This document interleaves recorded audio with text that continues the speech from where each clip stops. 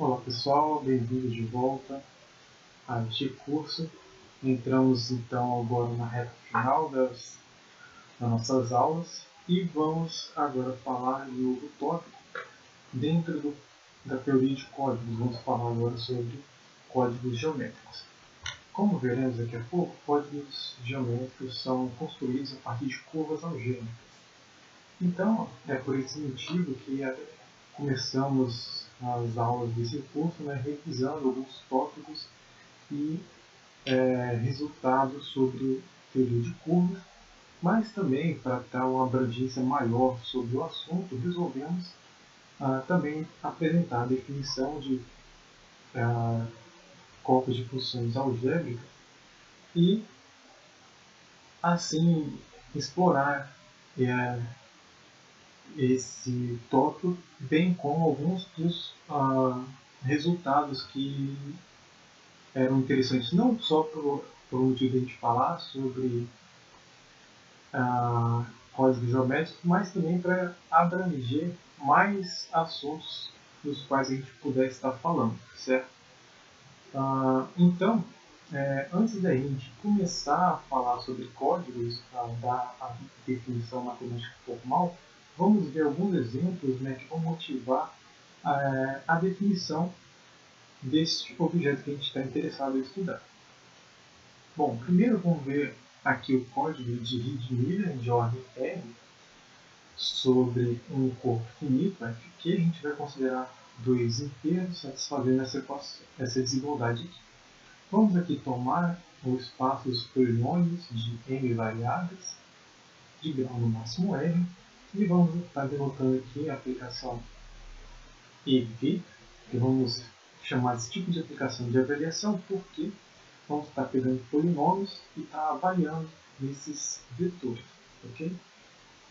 Então, aqui, na verdade, isso é um polinômio. Para encurtar, a gente poderia estar chamando de x barra, para não confundir com o polinômio não avaliável, o polinômio de n variáveis, certo? A imagem dessa aplicação vamos definir como C, e é possível mostrar que esse conjunto aqui, na verdade, é um subespaço vetorial desse espaço aqui. Esse código linear a gente vai chamar de código de Reed-Miller de ordem R. Ok? Bom, esse próximo exemplo ele não é um código de avaliação como o anterior, mas a gente pode mostrar que esse código possui algumas ligações com códigos geométricos. Então, vamos aqui definir o código BCH, pegando um inteiro n, que vai dividir a cardinalidade desse corpo aqui, menos 1, tomar aqui nesse corpo um elemento que vai gerar esse grupo multiplicativo, e pegando dois inteiros R e S, com S maior ou igual a 2, a gente pode construir essa matriz a partir das potências de alfa com relação a R e S. Ok? Então, utilizando essa matriz, podemos definir um novo código que vamos chamar de código BCH com distância designada S. Ok? E aí, esse exemplo, terceiro exemplo que a gente vai ver hoje, vai motivar toda a nossa construção dos próximos exemplos aqui da nossa definição de códigos geométricos. Bom, primeiro a gente vai considerar aqui n e q dois inteiros, com n sendo q menos 1, então a gente pode observar que eles são coprímos, De novo, vamos pegar um elemento, aqui em fq, tal que ele gera o nosso grupo multiplicativo. Também vamos considerar um inteiro entre 1 e n e olhar para o espaço dos polinômios aqui de uma variável, certo? De forma que o grau não seja maior que k menos 1. E aí vamos pegar a aplicação de avaliação, onde cada polinômio a gente vai levar na avaliação desse polinômio em uma potência de alfa. Então, a imagem dessa aplicação, aqui nós podemos mostrar que ela vai ser um código, que vai ser chamado código de Go. E esse exemplo vai fazer com que a gente apresente a próxima definição e assim tenha a noção de que seriam códigos algébricos geométricos ou códigos de Go associado a um certo divisor. Para isso, a gente vai utilizar a seguinte notação. Vamos considerar um ponto de funções de gênero G, um divisor cuja soma é soma de places de grau 1, ou seja, são places racionais, e um outro divisor onde o seu suporte aqui seja disjunto do suporte do divisor D. Então, a gente vai definir o seguinte conjunto, pegando funções aqui do espaço de Riemann associado ao divisor G e avaliar essa função em cada um desses places aqui. É possível mostrar que esse conjunto, da forma que ele foi definido, ele vai ser um subespaço vetorial desse espaço aqui e vai ser, portanto, um código linear. Esse código a gente vai chamar de código de Go associado ao divisor D, ou código algébrico geométrico, ou AG-código. Mas, antes de prosseguir, vamos ver que esse código, do jeito que ele foi construído, ele na verdade é também um código de avaliação. Para isso, podemos considerar aqui uma curva ou um corpo de funções, depende da forma que você queira abordar este problema, e considerar um divisor aqui como soma de polinômios de places racionais ou pontos racionais, se tivermos também com curvas. De novo, pegamos um divisor que tem suporte quando o suporte de G interceptado pelo suporte de P seja vazio, e vamos definir a seguinte aplicação de avaliação, aqui indexada por D, porque estamos avaliando os places que compõem D. Tudo bem? De novo aqui, o LG vai ser o espaço de Riemann ou associado ao divisor G. E aí é possível mostrar que a imagem daquela aplicação de avaliação é, na verdade, aquele conjunto que a gente tinha definido. E esse conjunto a gente vai chamar ele de código geométrico, ou, como anteriormente, AG-código. Tudo bem? Quando não for um problema, quando tiver possibilidade de confundir curva, a gente pode denotar o código geométrico simplesmente assim, ou ainda, para encurtar um pouco mais, a gente pode subscrever aqui e escrever o código dessa forma, tá bom? Bom, sobre códigos geométricos, a gente tem o seguinte resultado que é interessante.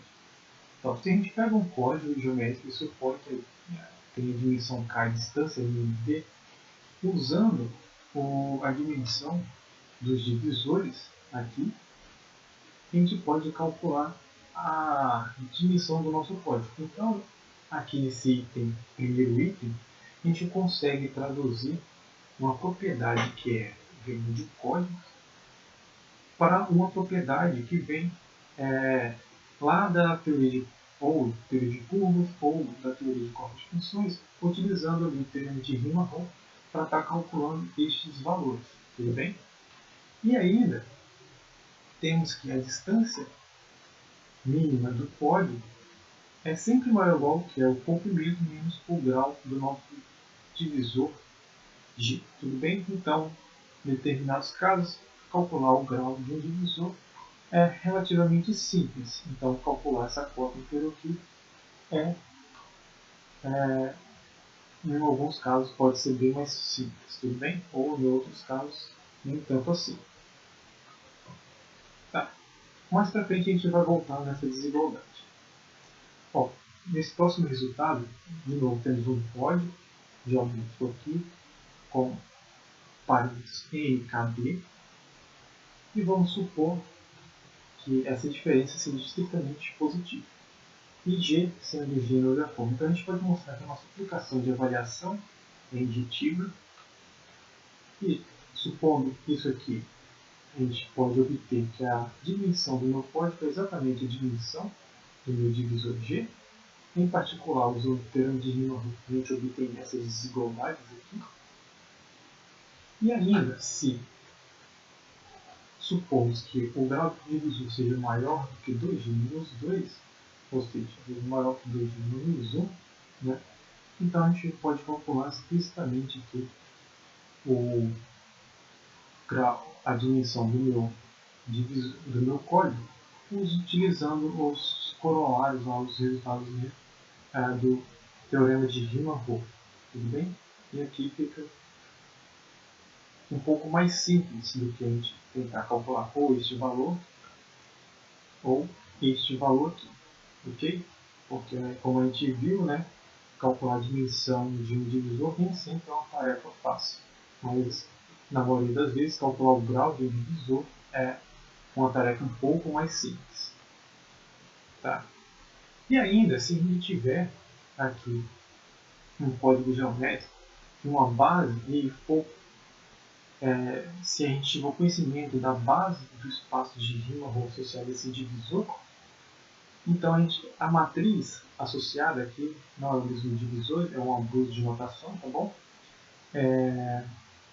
A matriz geradora desse código vai ser dada pela avaliação dessa base nos places que compõem o meu divisor B, tudo bem? Então, alguns trabalhos científicos focam no estudo de explicitar base para certos divisores de algumas funções que a gente já conhece, tá bom? Porque isso vai trazer algumas informações sobre o código, como por exemplo aqui a gente pode ver, a gente consegue calcular explicitamente que é a matriz geradora do nosso código geométrico.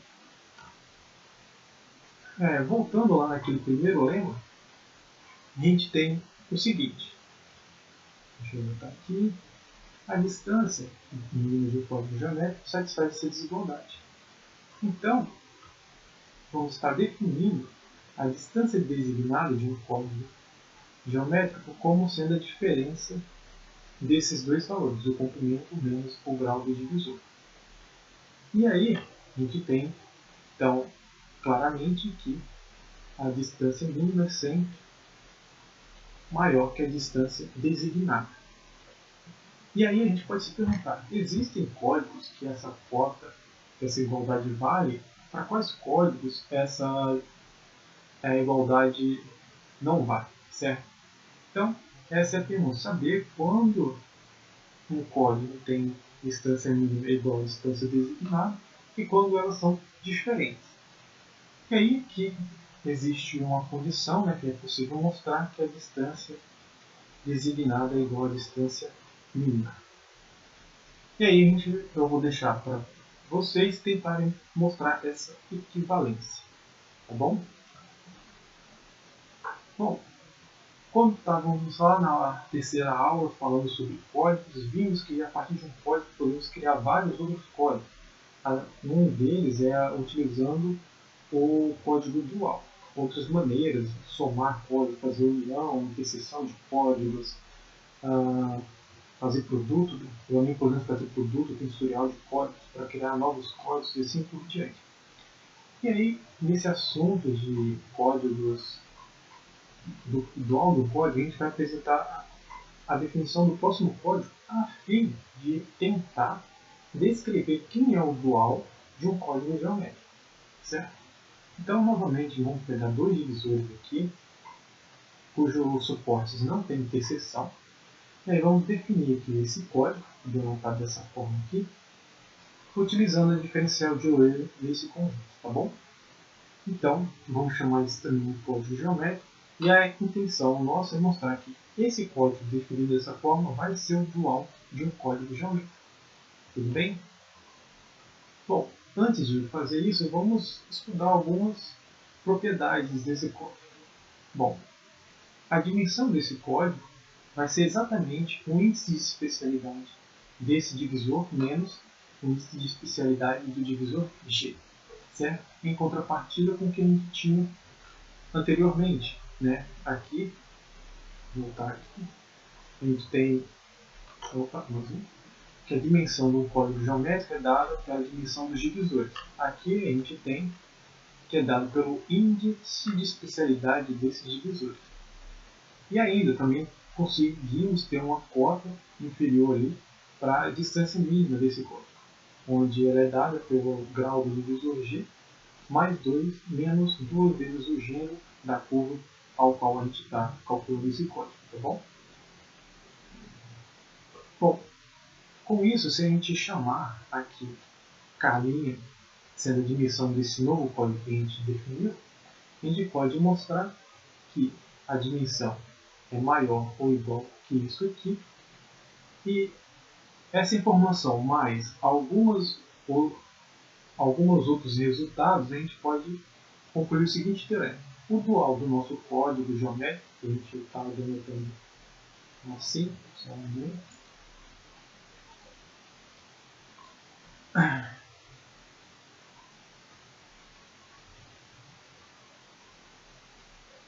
Certo?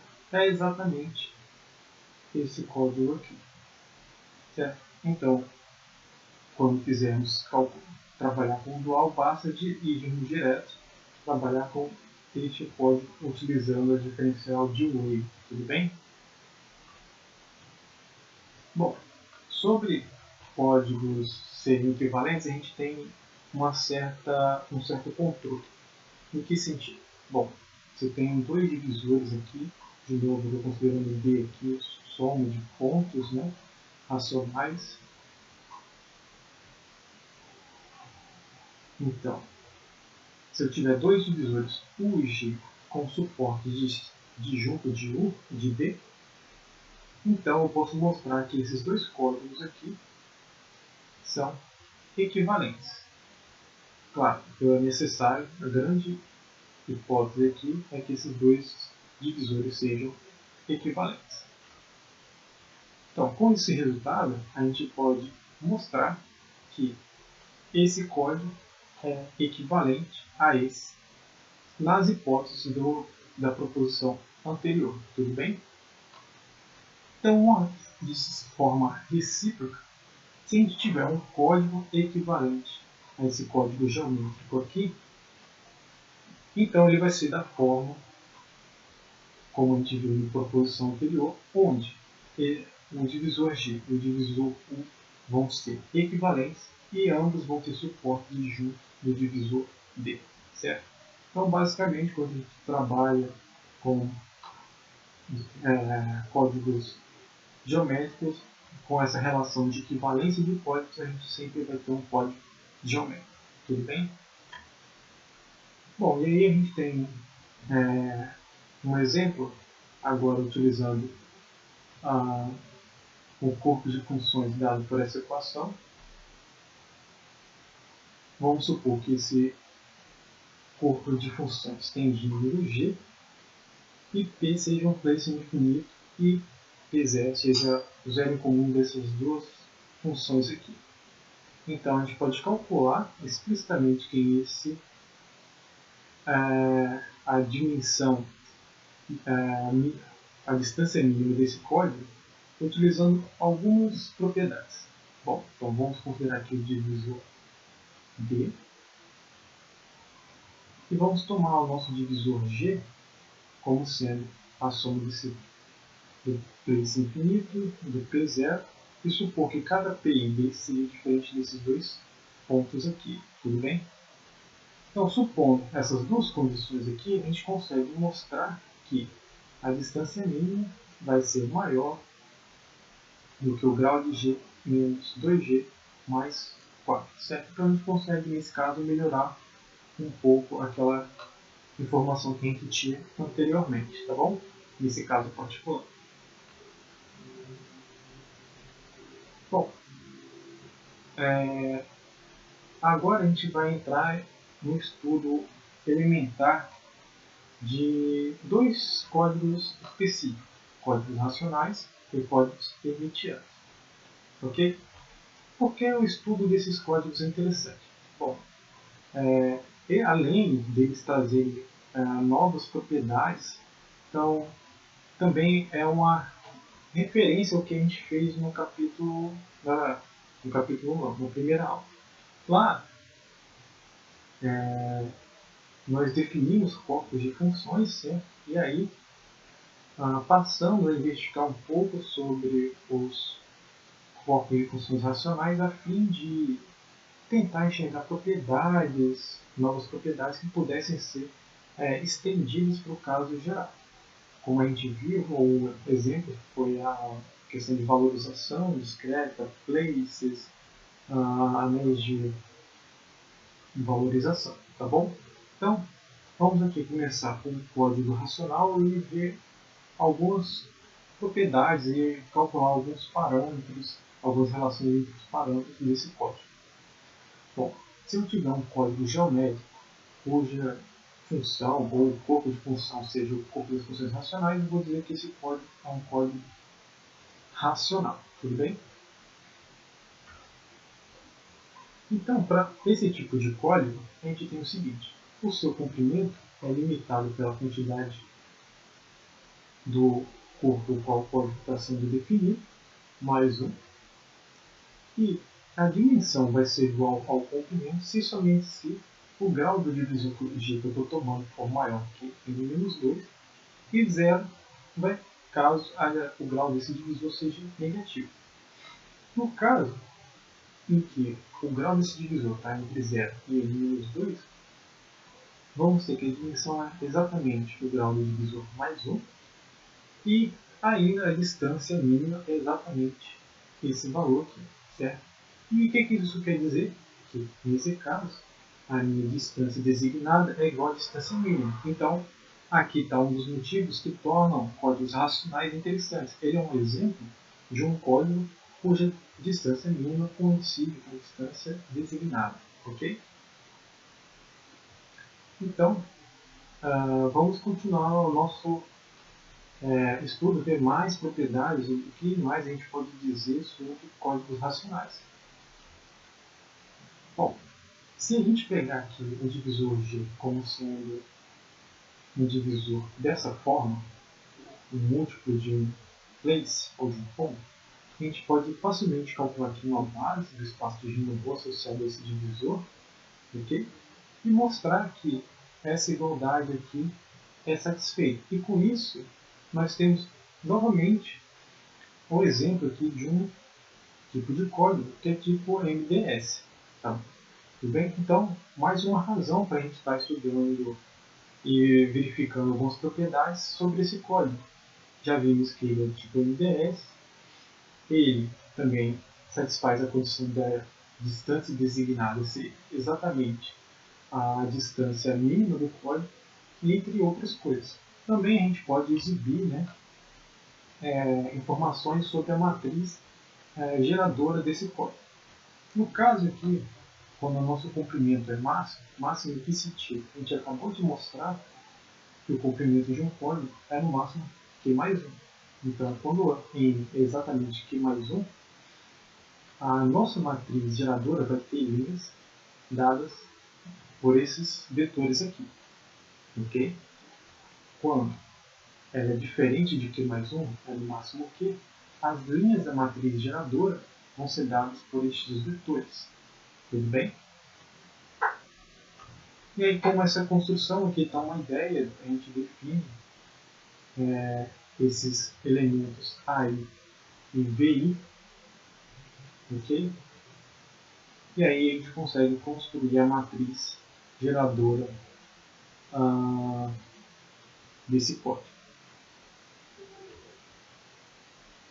Bom, agora falando um pouco sobre códigos hermitianos, a gente hoje em dia já existe a generalização desse tipo de códigos hermitianos generalizados, mas vamos aqui só dar uma introdução sobre códigos hermitianos, porque esse tipo de códigos são bons no que sentido? Que eles retornam uma boa distância mínima e dimensão. Essa noção de ser bom, né, a gente é proveniente lá da teoria da informação, tá bom? Então, o que a gente vai precisar aqui? Vamos denotar dessa forma a curva hermitiana dada por essa equação. A gente lá atrás já calculou o gênero dessa curva, ok? E ela é dada por essa equação. Então, esse corpo de funções aqui, a gente vai chamar de corpo de funções hermitianas.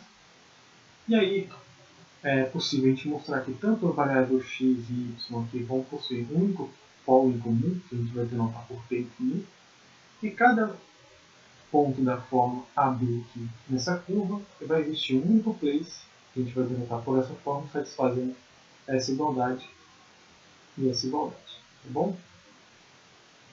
E aí, vamos deixar como exercício para vocês praticarem a propriedade de corpos finitos e também brincarem um pouco com a equação da curva hermitiana, a seguinte propriedade. Mostrar que para cada elemento aqui existe exatamente que elementos em f que quadrado, é importante, que satisfazem a equação hermitiana. E aí vocês podem tentar concluir que o número de places dessa forma aqui é exatamente que é o cubo. Certo? E aí, utilizando o place no infinito, ou p infinito, é possível mostrar que os places dessa forma são places racionais e são exatamente a quantidade de q ao cubo mais 1. E isso lá na frente vai traduzir uma propriedade importante, que a gente vai ver a definição de curvas maximais. Então, já adiantando, a curva hermitiana é um exemplo de uma curva maximal. Bom, aqui a gente vai usar a teoria que a gente aprendeu lá no capítulo 1, onde P infinito aqui é o place no corpo das funções racionais e Q infinito é o place que está na nossa curva hermitiana, aqui faltando um Q quadrado, onde está sobre o nosso place P. Então, notação seria aqui temos o place P infinito, aqui tem o Q infinito, pertencente à nossa curva HQ quadrado aqui. Tudo bem? Então a gente tem que o place Q está sobre o place P infinito. E aí o código hermitiano vai ser definido dessa forma, onde aqui o nosso divisor G é exatamente R Q infinito. Tudo bem? E aí o divisor G a gente considera todos os places racionais aqui, que são diferentes do place infinito. Tá bom? Bom, vimos lá atrás, né, que o semigrupo gerado pelo place no infinito é exatamente Q mais 1, gerado por esses dois elementos. E aí, utilizando algumas propriedades que a gente viu no capítulo 1, na aula 1 e aula 2, a gente pode calcular facilmente essa dimensão aqui. Certo? E aí, a gente pode estar definindo aqui um conjunto que vai auxiliar o cálculo da dimensão desse código, tá bom? De códigos hermitianos. Então, a gente vai pegar o conjunto de todos os elementos que não são gaps, né? Todos os elementos que estão no semigrupo de Weisst, que são menores que um determinado S. E aí, se eu tenho um código com essa distância, com dimensão K e distância mínima D, do meu código hermitiano, se esse R que eu estou indexando satisfaz essa desigualdade, então tem três possibilidades. Ou a minha dimensão é exatamente a cardinalidade desse conjunto, quando R está de 0 a Q é Q, é exatamente Q menos a cardinalidade desse conjunto, se o meu R está nesse intervalo, e é o caso mais simples aqui de calcular, que seria o próprio R mais 1 menos aqui o gênero da minha curva hermitiana, se o R pertence a esse intervalo aqui. Tudo bem?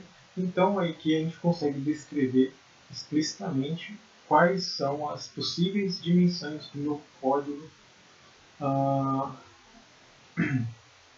hermitiano, tá bom? Bom, antes da gente prosseguir essa parte da aula, vamos lembrar aqui o que a gente viu até agora. Um pouco sobre curvas algébricas, em seguida trabalhamos um pouco de corpos de funções, exploramos alguns aspectos sobre o corpo de funções, vimos uma breve introdução sobre semigrupos numéricos, e então falamos sobre semigrupos de Weisses, calculados em um único ponto, e percebemos, quando falamos de códigos geométricos, que era necessário sempre existir um place racional. E aí, eu comentei lá que, um determinado caso particular de curvas, essa preocupação não seria necessária. Isso porque, se tratando de uma classe família de curvas, que a gente vai chamar logo de curvas maximais, essa preocupação não é necessária porque a gente consegue exibir exatamente a quantidade de pontos racionais dessa curva. Então, em 1981, o matemático Ihara mostrou que uma curva de gênero G, definida sobre um corpo finito, ele teria no máximo essa quantidade aqui de pontos racionais. Certo? Em outras palavras, a quantidade de pontos racionais satisfaz essa desigualdade. Mas perceba que aqui a gente tem um número inteiro, né? E se que não é um quadrado, então esse número aqui não vai ser um número inteiro e, portanto, essa igualdade não pode ser atingida. Então, é por isso que muitas vezes a gente trabalha, quando fala de curvas maximais, com a cardinalidade sempre de forma um número quadrado. E aí, trabalhando dessa forma, aquela cota pode ser atingida.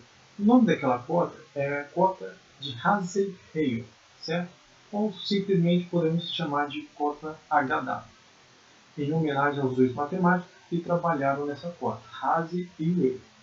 Então vamos definir que uma curva de gênero G sobre um corpo finito, com que elementos, vai ser maximal se aquela cota é atingida. É claro que se escrevermos que dessa forma, ele tem que ser como um primo elevado a uma potência par, tudo bem? Ou simplesmente já poderíamos escrever direto um corpo nesse formato aqui, tá bom? E aí aquela cardinalidade da curva maximal sobre esse corpo, se isso aqui é satisfeito, tudo bem? E aí, todo aquele problema de pensar, será que essa curva existe um ponto racional para eu poder calcular aquele divisor? Então, está calculando esse código geométrico? Bom, dentro das curvas maximais, não há essa preocupação, porque a gente consegue explicitar quantos pontos maximais, quantos pontos racionais a gente pode pegar nessa curva.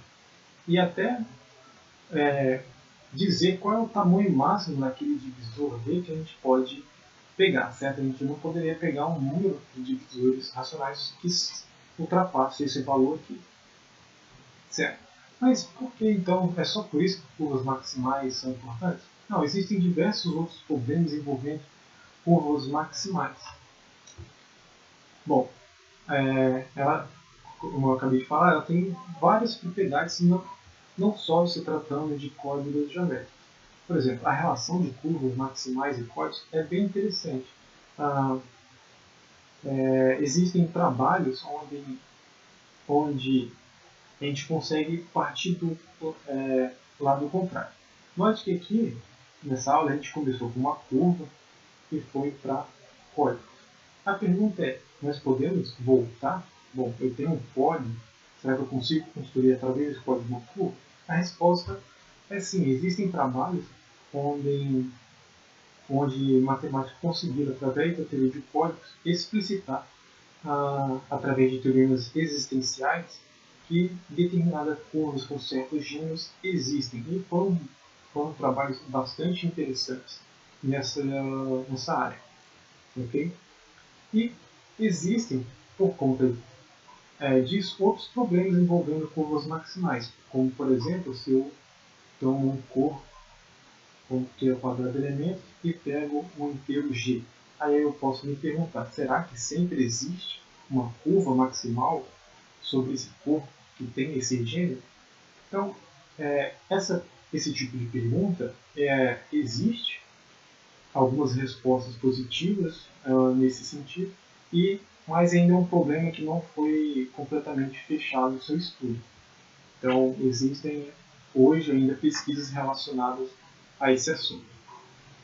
Certo? Como vimos, como eu falei anteriormente, a curva maximal, a curva hermitiana, é um exemplo de uma curva maximal. Ela tem exatamente que é o cubo mais um pontos, onde esse um aqui é relacionado ao que é infinito, ao ponto no infinito, certo? E aqui são os pontos, os demais pontos da curva, tudo bem?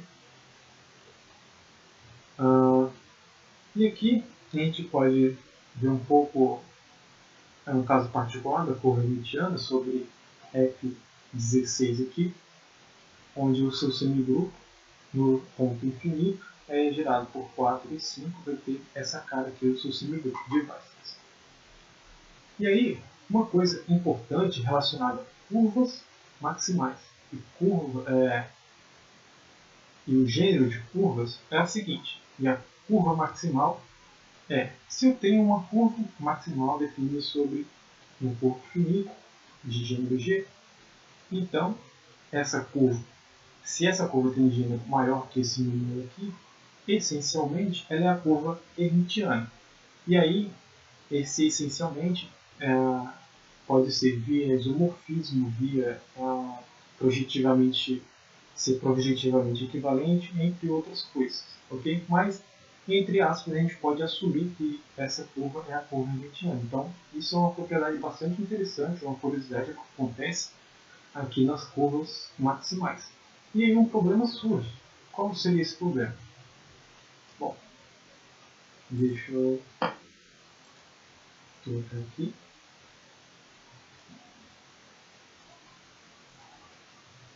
A questão é, então, entre aspas, quando a gente fala de curvas maximais, é como se a curva com maior gênero sobre um determinado corpo é a curva hermitiana. E aí, então, se eu tenho aqui o gênero pertencente, variando de 0 até esse valor aqui,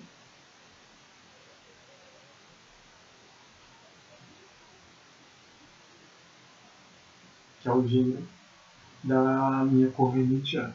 Eu sei que nesse intervalo aqui,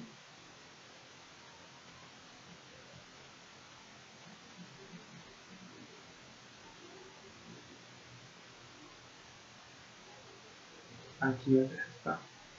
Nesse intervalo aqui, se uma curva cai com o gênero dentro desse intervalo, ela só pode ser hermitiana. E a pergunta é, abaixo desse intervalo, de 0 a Q menos 1,